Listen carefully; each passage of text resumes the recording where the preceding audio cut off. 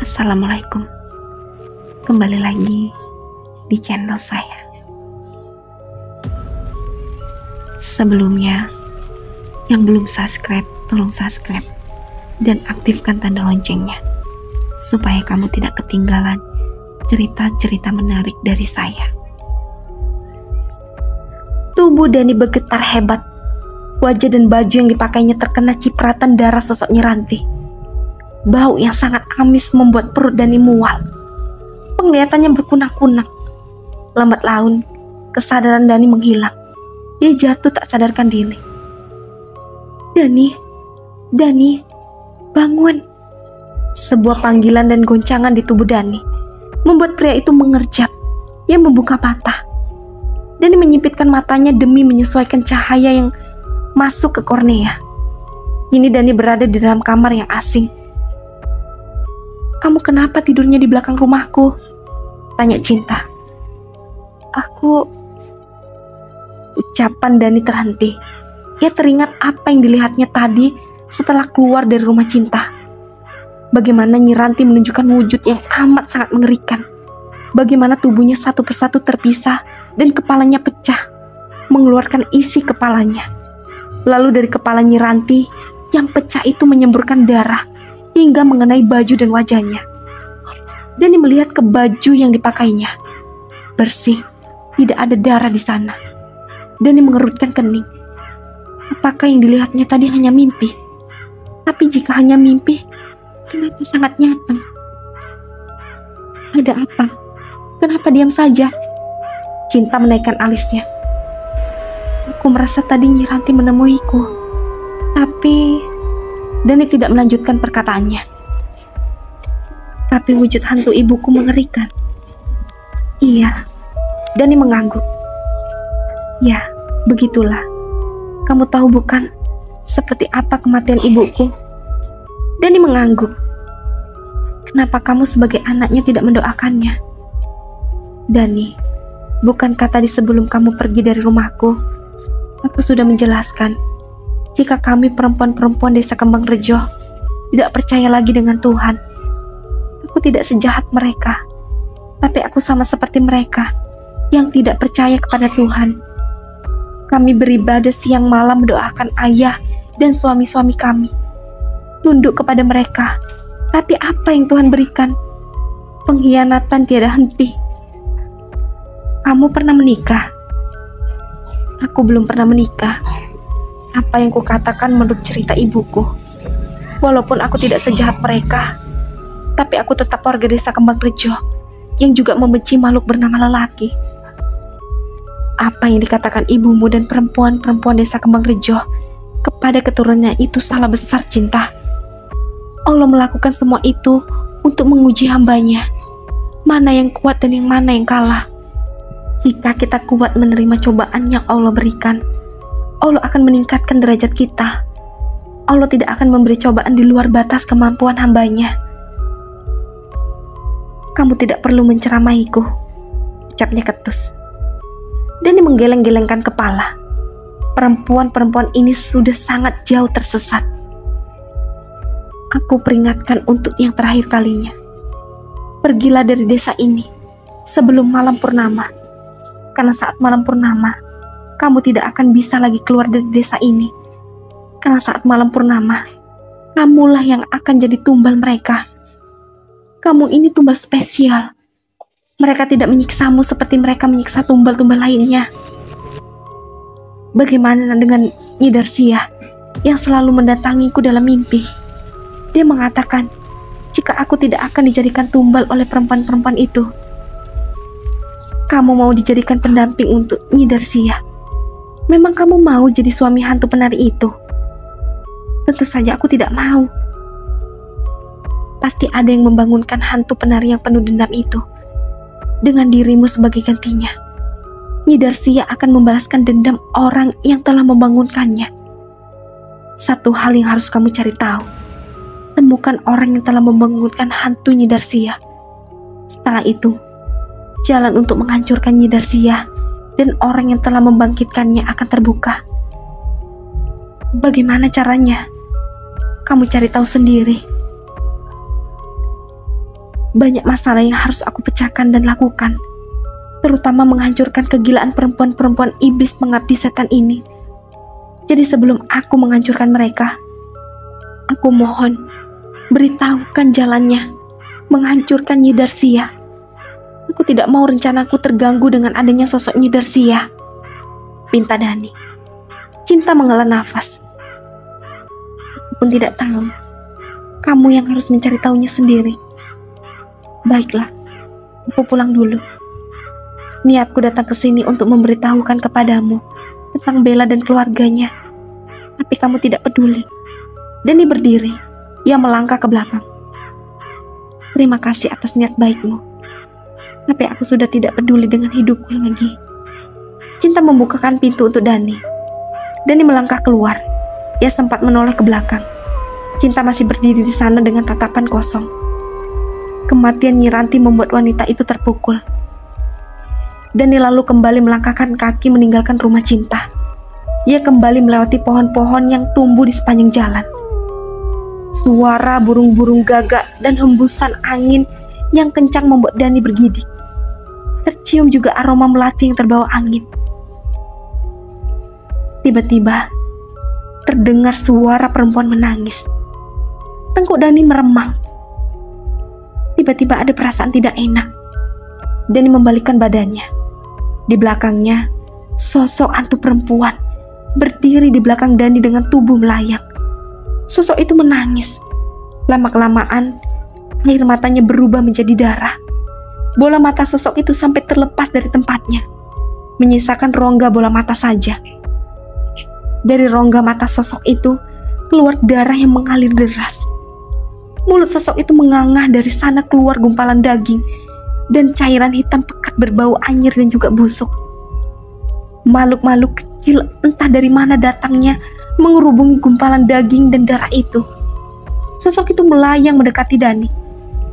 Gegas Dani berlari. Sosok itu mengejarnya. Dani berlari sampai menabrak ranting dan dahan pohon. Wajah Dani terasa perih. Berkali-kali Dani terkena sabetan ranting dan dahan pohon. Sosok itu terus terbang mengejar Dani. Napas Dani sampai tersengal-sengal. Berdoalah, baca ayat-ayat suci Al-Quran, bisikan di telinga Dani. Dani berhenti berlari karena tenaganya juga terkuras. Dia memberanikan diri menghadap sosok itu. Dani membuka mulut, niat hati ingin membaca doa, namun lidahnya terasa keluh, tidak bisa mengucapkan sepatah kata pun. Jangan takut, ucapkan pelan-pelan, kembali bisikan di telinga Dani. Bismillahirrahmanirrahim, ucap Dani dalam hati. Pelan-pelan Dani membuka mulut dan membaca doa-doa yang ia hafal. Hentikan, kan ku habisi kau anak manusia. Sosok itu berteriak kepanasan dan mengancam Dani. Lakukan terus, jangan takut, atau dia akan sangat senang melihatmu ketakutan. Dani terus membaca doa-doa sampai sosok itu menghilang. Alhamdulillah, ucap Dani penuh syukur. Esek-esek, suara daun dan ranting kering yang patah terinjak. Dani melihat seseorang berada di balik salah satu pohon sedang memperhatikannya. Siapa itu di sana? Teriak Dani. Orang yang berada di balik pohon berlari. Dani menggeleng-gelengkan kepala. Siapa lagi orang itu? Dani kembali berjalan pulang dengan wajah penuh sabetan ranting-ranting pohon. Ketika Dani pulang, Bella dan yang lainnya belum pulang. Syukurlah, belum ada yang pulang. Aku harus mencari tahu tentang Mbak Nini. Aku yakin dia yang telah membangkitkan Nyi Darsia. Pasti dia yang telah menggadaikan Dani sebagai imbalan dan membalaskan dendam kepada Bu Sarti dan Bella. Sama saja jahatnya dengan Sarti dan Bella jika ia mengorbankan orang lain untuk membalaskan dendam, ucap Dani sambil masuk ke dalam kamar Neni. Dani mulai menggeledah isi kamar Neni. Di bawah tempat tidur, Dani menemukan 2 foto. Yang satu foto, satu keluarga, seperti yang pernah Dani lihat di atas lemari yang berada di ruang tamu. Satu anak perempuan dan ibunya. Wajahnya dirusak, dan foto pria bersama satu anak perempuan yang tidak dirusak wajahnya. Ada satu lagi foto anak perempuan dengan ayah dan ibunya, hanya bertiga. Perempuan dewasa di foto itu berbeda dari foto sepasang suami istri dengan dua anak perempuan. Dani memperhatikan baik-baik foto itu. Pria dan anak perempuan yang ada di foto itu sama persis seperti orang yang berada di dalam foto, yang dirusak wajah ibu dan satu anaknya. Mungkin itu adalah Neni dan bapaknya. Dani mengerenyitkan. Ia merasa tidak asing dengan foto perempuan yang bersama Neni dan bapaknya. Beberapa saat ia berpikir, oh iya, ini kan Mak Ija. Ya penampilan saja yang berbeda. Kenapa foto Mak Ija ada di kamar Neni? Siapa Mak Ija itu? Dan apa hubungannya dengan Neni? Kenapa Mak Ija berfoto dengan Neni dan bapaknya? Di dalam foto itu mereka terlihat bahagia. Tidak nampak senyum yang dipaksakan dari anak perempuan itu. Berbeda dengan senyuman yang dipaksakan dari foto yang terdapat dua orang anak perempuan. Apa mungkin Mak Ija adalah ibu kandung Mbak Neni? Gumam Dani. Apa mungkin Mak Ija juga ingin membalaskan dendam kepada Sarti juga Bella? Jika Mak Ija benar ibu dari Neni, wajar saja dia ingin membalas dendam kepada Sarti dan Bella. Dia pasti dendam karena Neni diperlakukan sangat buruk bak seorang pembantu. Lalu makam siapa yang berada di dalam pohon bambu itu? Gumam Dani. Sepertinya itu bukan makam wanita bernama Roro. Apa Bella dan Sakti tidak tahu jika itu bukan makam Roro? Dani kembali menggeledah isi kamar Neni.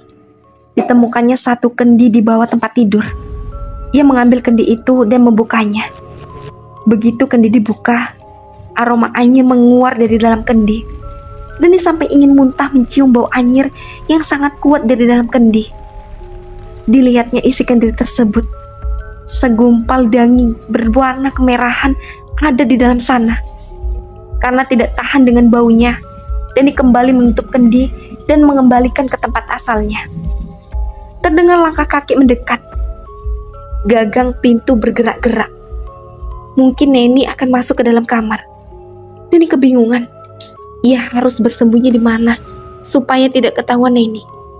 Akhirnya terlintas ide untuk keluar melalui jendela. Pintu terbuka.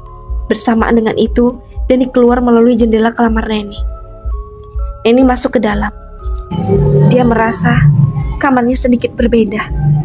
Dilihatnya ke tempat tidur. Satu foto menyembul dari bawah tempat tidur. Melihat itu Neni tersenyum miring. Ada yang coba memasuki kamarku rupanya. Neni juga melihat ke arah jendela. Jendela kamarnya terbuka. Ia kembali tersenyum lalu keluar kamar. Neni keluar dari dalam rumah. Ia lalu pergi ke dalam kebun bambu yang ada di belakang rumah. Gegas Dani mengikuti Neni. Dani membawa korek api untuk penerangan. Sebab di dalam kebun bambu itu sangat gelap. Di dalam sana, di tengah-tengah makam, terdapat obor yang ditancapkan mengelilingi makam. Keadaan sekitar makam jadi terang benderang. Di sana Neni bersimpu di depan makam. Aku berjanji, Pak. Akan aku habisi mereka yang telah menghabisimu secara kejam. Tidak akan aku beri mereka ampun sedikit pun. Maafkan aku yang tidak bisa menolongmu waktu itu, Pak. Bapak pasti sangat kesakitan. Mereka menghabisi Bapak dengan cara yang sangat kejam. Maafkan aku yang tidak berdaya, Pak. Jadi itu makam bapaknya Mbak Neni. Bukan makam wanita yang bernama Roro. Dani membuka mata. Kini ia berada di rumah tempat Neni masuk ke dalam rumah. Waktu ia diminta Sarti dan Bella untuk tinggal di rumah. Kamu sudah bangun, Dani? Kenapa kamu sangat ingin tahu tentangku? Neni tersenyum miring. Mbak Neni, kamu sudah tahu bukan? Jika aku ini bukan kakaknya Bella. Kamu tahu jika aku ingin membalas dendam kepada Bella dan ibunya. Mereka itu sangat jahat dan tidak punya hati. Dani tidak menjawab pertanyaan Neni. Dalam hati ia membenarkan perkataan wanita itu. Lalu apa bedanya denganmu yang juga memakan daging manusia? Tentu saja aku beda. Mereka ingin menumbalkanmu, tapi aku ingin menyelamatkanmu.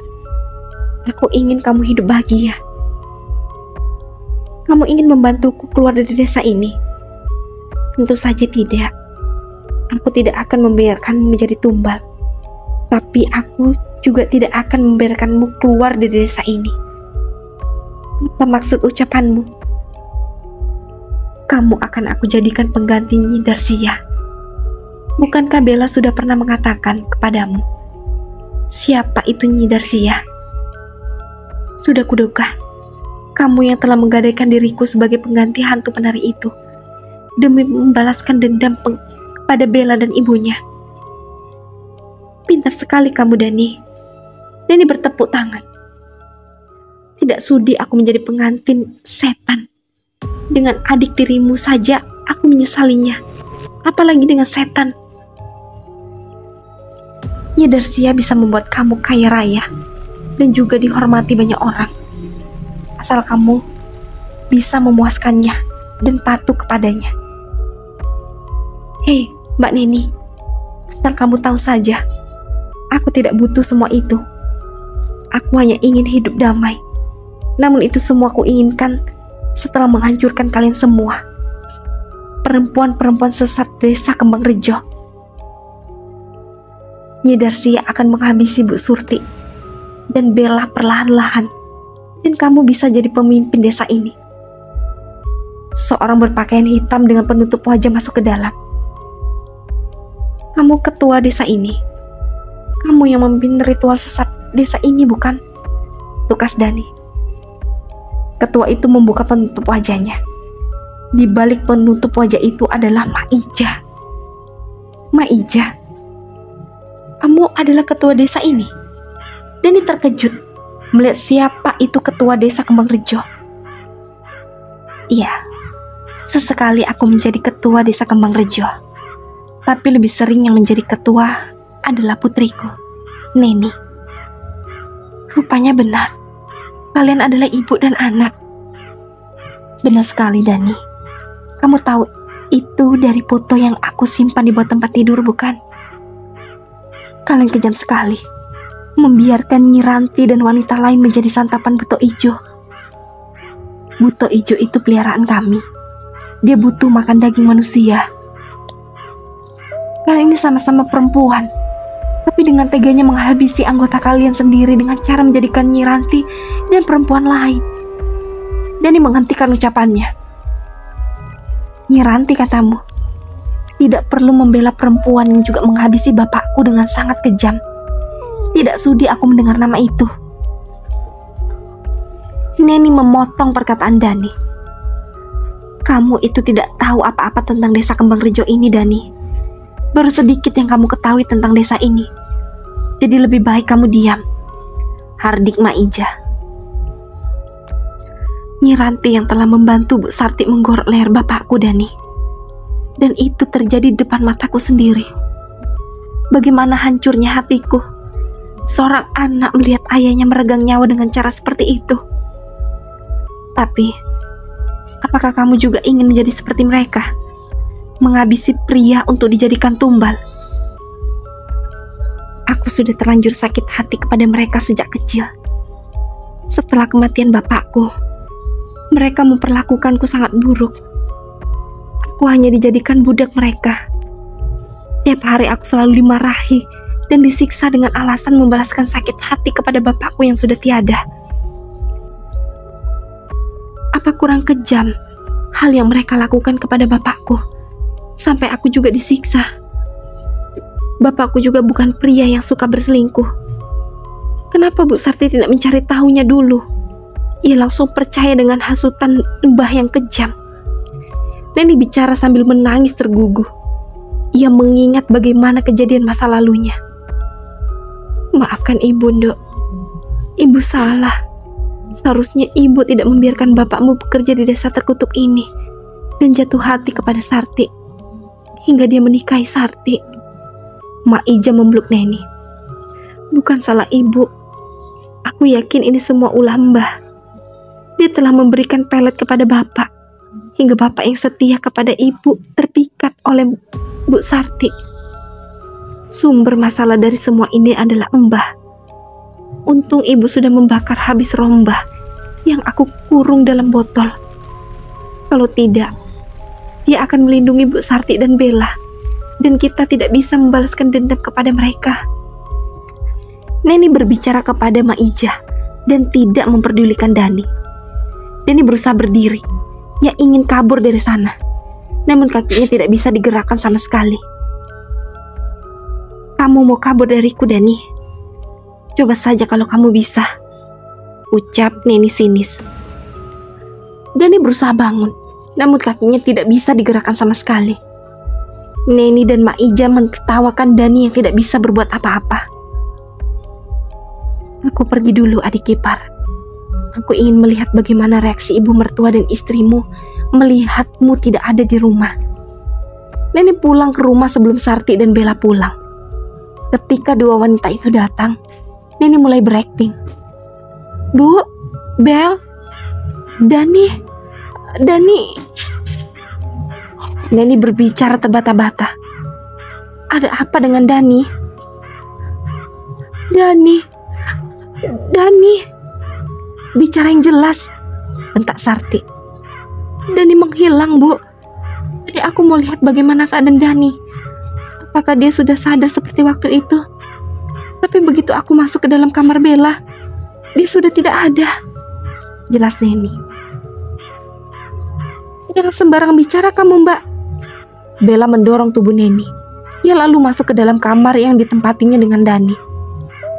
Tak lama kemudian, ia keluar kamar. Raut wajah Bella terlihat cemas. Tidak ada Dani di kamar, Bu. Bagaimana bisa tidak ada Dani di kamar? Bella tak menjawab. Ia terduduk lemas di kursi. Tamparan mendarat di pipi Neni. Apa salahku, Bu? Kenapa ibu menamparku? Protes Neni sambil memegangi pipinya yang merah, bekas tamparan Sarti. Bodoh, kamu yang pulang lebih dulu. Harusnya kamu bisa menjaga Dani.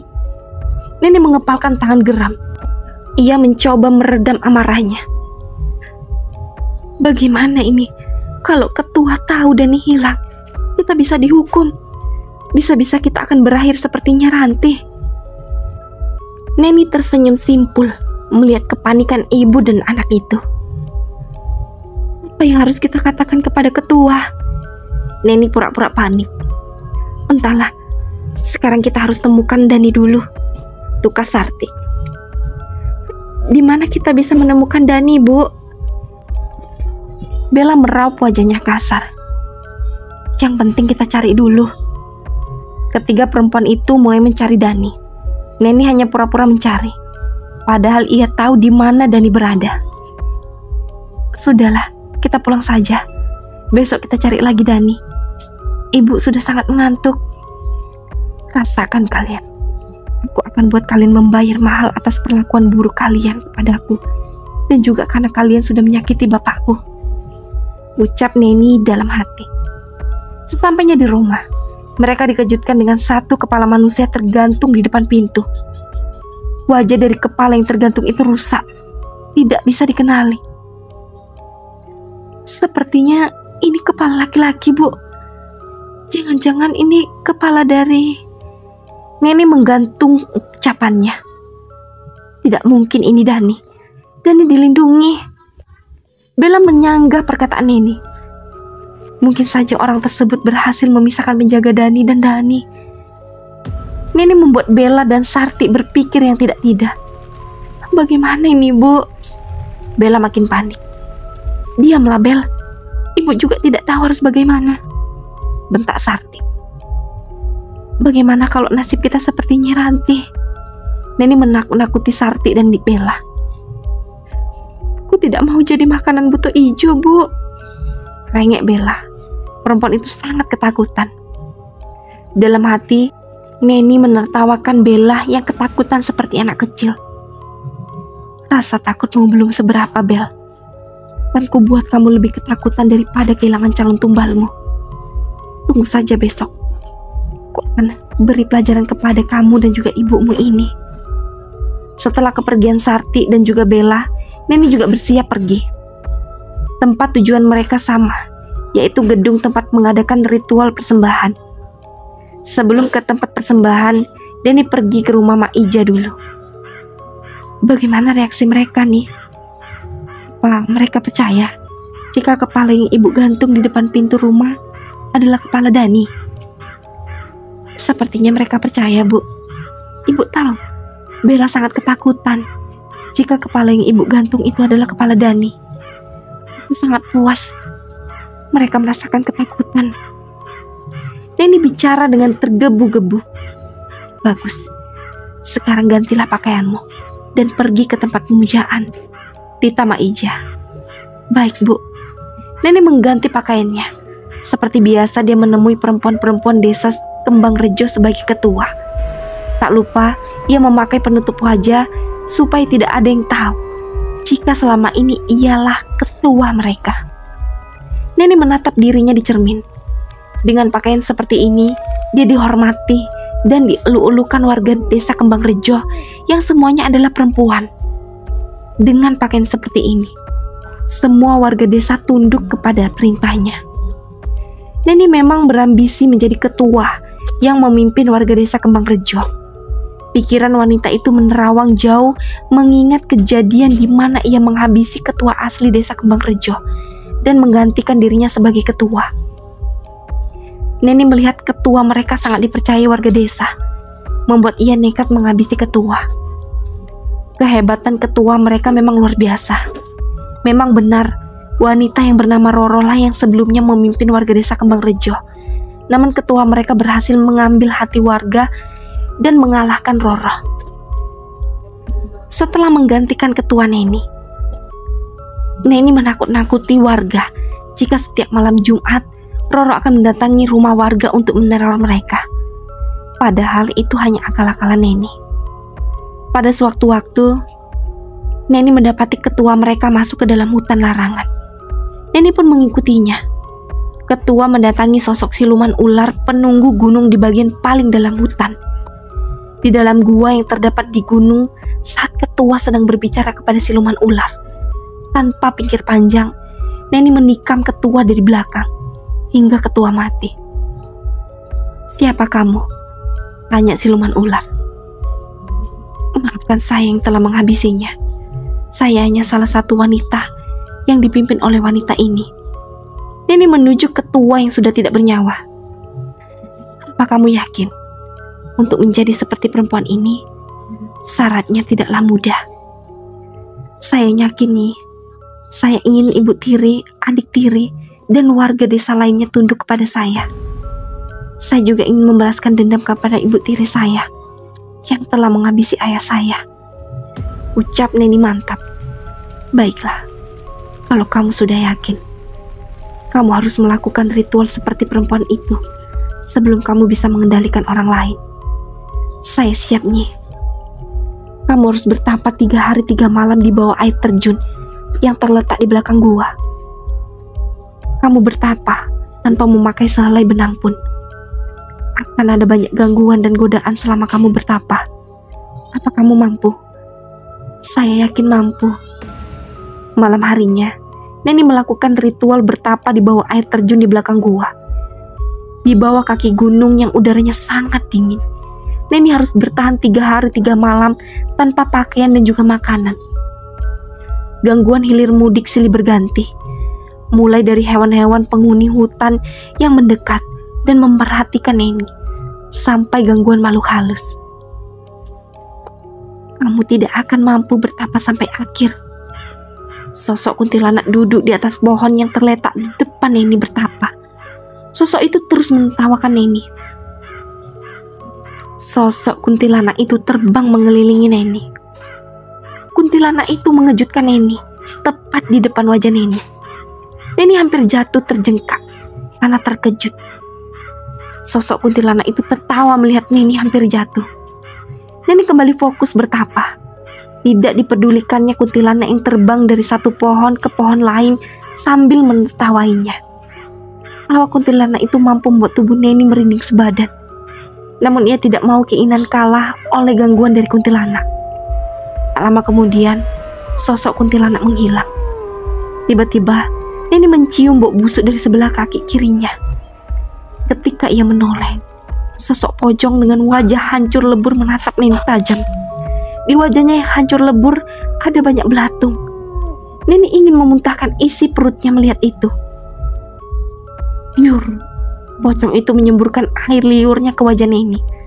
Sensasi panas dan terbakar di wajah Neni akibat air liur pocong itu. Wajah Neni semakin perih, ditambah air terjun yang membasahi wajahnya. Pocong itu lalu melompat-lompat mengelilingi Neni. Pocong itu kembali menyemburkan air liurnya, namun Neni berhasil menghindarinya. Setelah pocong itu pergi, datang angin menghembus kencang. Angin berhembus sangat kencang, membuat pohon-pohon yang berada di sekitar air terjun bergoyang-goyang. Dari arah hutan, datang angin menerbangkan dahan-dahan kering membentuk pusara. Lalu dari pusara itu terbentuk sosok buto ijo. Tawa buto ijo itu sangat lantang dan menakutkan. Tubuh Neni gemetar mendengar suara dan wujud buto ijo yang amat sangat menakutkan. Hei, anak manusia, kamu cari mati datang ke sini. Suara buto ijo berat. Neni tak bergeming. Ia memilih memejamkan mata daripada harus melihat sosok buto ijo yang sangat menakutkan. Sosok buto ijo itu kini berada di hadapan Neni. Hembusan napas buto ijo itu terasa di wajah Neni. Kamu tidak takut kepadaku, wahai manusia? Neni tidak menjawab. Ia terus memejamkan mata sampai sosok buto ijo itu menghilang. Karena sudah 3 hari bertapa, tidak makan, tidak minum dan kedinginan, Neni hampir pingsan karenanya. Bangunlah, kamu sudah lolos ujian. Suara siluman ular. Neni, kenapa lama sekali? Panggilan dari Mak Ija menyadarkan Neni dari lamunannya. Baik bu, gegas Neni. Keluar dari kamar, ia menemui ibunya. Cepat Landuk, buat perhitungan kepada Sarti dan Bella. Neni mengangguk. Bagaimana dengan Dani bu? Ibu akan menjaga dia. Kamu jangan khawatir. Di balik penutup wajah, Neni tersenyum penuh kemenangan. Setelah bertahun-tahun menunggu, akhirnya ia bisa membalas dendam kepada Sarti dan Bella. Neni melihat kepanikan dari wajah Sarti, Bella dan Sumia. Sepertinya mereka bingung harus mengatakan apa kepada Neni. Sarti, beberapa hari lagi bulan purnama.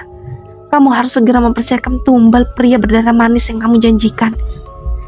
Maaf ketua, pria berdarah manis itu... Sarti menggantung ucapannya. Kenapa dengan pria berdarah manis itu? Sebenarnya pria itu sudah menghilang. Apa? Kenapa kamu ceroboh sekali? Pria itu sangat istimewa bagi kita. Bodoh kamu, maki Neni. Perempuan-perempuan lain mulai menyalahkan Sarti dan Bella. Kata-kata kasar dan sumpah serapah mereka lontarkan kepada mereka. Neni tersenyum di balik penutup wajahnya, mendengar Sarti dan Bella menjadi bahan hujatan. Rasakan, ini belum seberapa, batin Neni. Beri kami waktu menemukan pria berdarah manis itu, ketua, pinta Sarti dan Bella.